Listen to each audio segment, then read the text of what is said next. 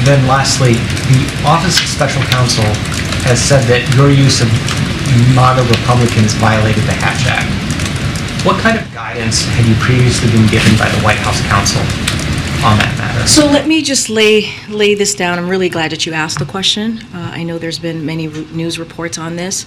So as we've made very clear throughout our time in this administration, that we do everything that we can to uphold certainly the Hatch Act and take the law very seriously. A couple of things that I want to lay out here.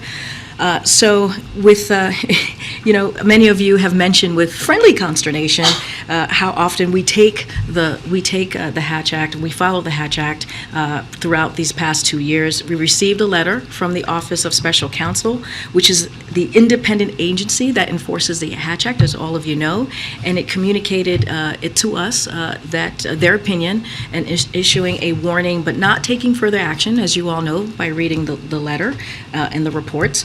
The White House counsel's office is reviewing their opinion and is going to respond to them, so certainly not going to get ahead of how the White House counsel is going to respond or what's going to come out from that action. So now if you look at the archived Trump White House website, it contains about 2,000, nearly 2,000 uses of MAGA to describe policies and official agendas.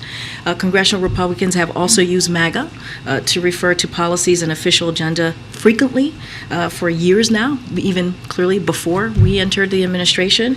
And what's more, I also want to note that the opinion that you see that was presented by OSC happened just last week, which is it occurred months after the briefing where I made those comments. So basically, it is retroactive, right? The actions were retroactive after I had made the comments. So look, when basically what we're seeing by me laying that out is that we did not know their opinion when we were able to use when we were given the green light to actually say the comments that I made. So just want to make that very clear. But again, look, it's going to be reviewed. That's what the White House counsel is going to do. They're going to have a dialogue, a routine dialogue with OSC, and so I'll just leave it there.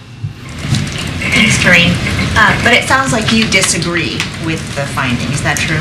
No, what I'm saying is that we got this letter last week, and it was retroactive, right? The letter was retroactive. The comments that I made was months prior. And so we didn't know that was the opinion months prior when it was said. So what I will say now is that the White House counsel is going to have a routine dialogue like many administrations have in the past with OSC, and certainly not going to get ahead of that. I'm going to let that process move forward. And just more broadly, since you cite the Hatch Act so often, what is your interpretation of it? What are your limitations? So look, what I know is as it relates to an ongoing election right now, right, we're talking about 2024, we just are very careful. We are very careful to respect the law, the rule of law. We're very respectful to not speak as a federal employee, to not speak about the election, about candidates in the election, about anything that's related. Anything that you all ask me about the campaign, I'm very often, if not almost every time, refer you to the campaign. As it relates to this specifically, I just laid out, if you look at the archives from the Trump White House website, it contains nearly 2,000 uses of MAGA to describe policies and official agendas, right? And congressional Republicans have used that word multiple times to describe their policies and official agenda as well. I'm not going to get into any back and forth about this. I'm going to let the White House counsel have their routine conversation with OSC and let them handle it.